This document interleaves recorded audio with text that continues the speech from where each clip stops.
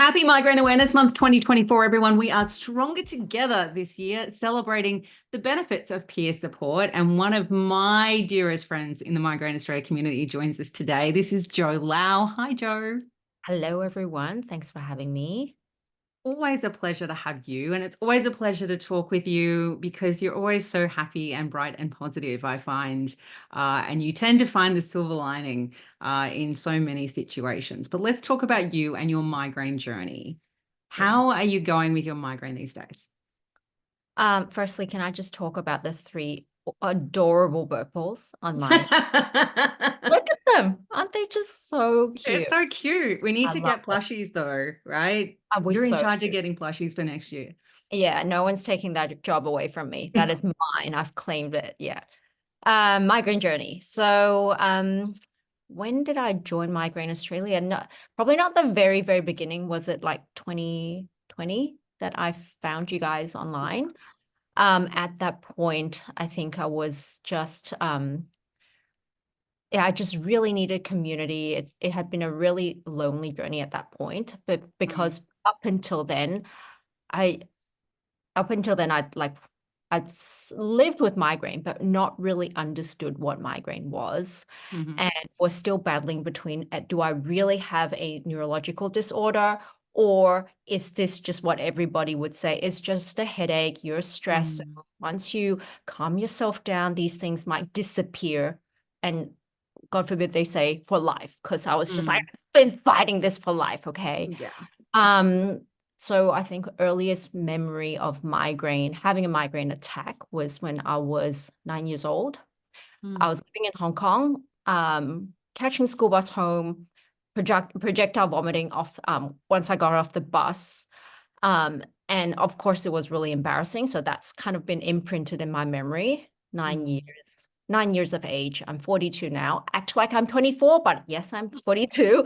So it's been years I've been living with it, traveled through the seasons of having episodic levels, which are 15 or less a month, to chronic levels where I was completely debilitated and in bed 35 to 40% Mm. um, of my life. And of course, with life responsibilities, I became a mother when I was 25 and then had a second one when I was in my early 30s, like having additional life responsibilities and sometimes taking on too much work.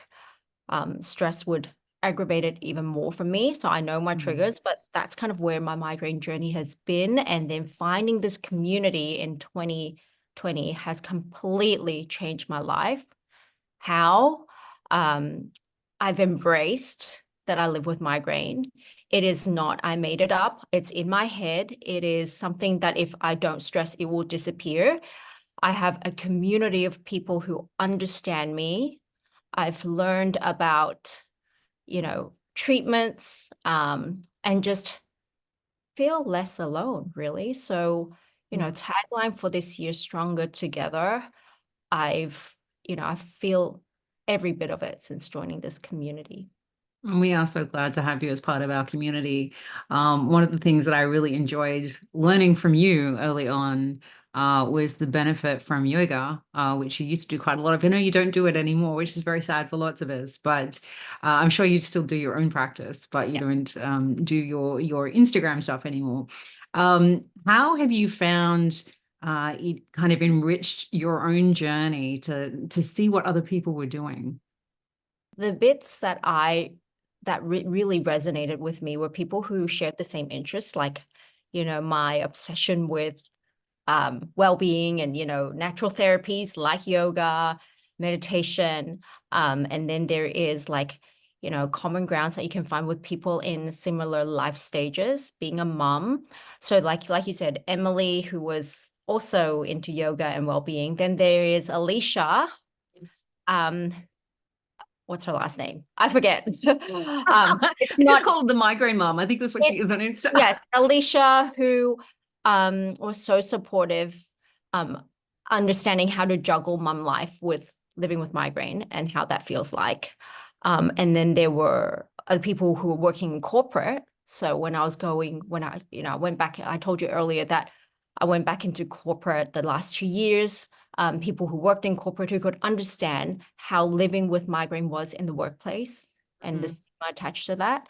So there are different areas and aspects of my life that I've been really able to find someone within the community to connect with. Mhm.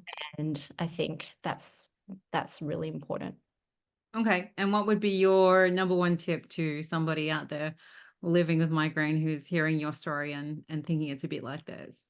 Yeah, I feel like you are not alone. All you really need to do is to be brave, put yourself out there. Of course, be a part of Migraine Australia, and you'll realize how there will always be someone who will say, "I hear you, I feel you," and there's no judgment, right? So, um, stronger together for sure, and definitely you are not alone. Be brave, just reach out. Alrighty, thanks so much, Joe, for sharing your story. There are more stories on our website and on our YouTube channel. Happy Migraine Awareness Month.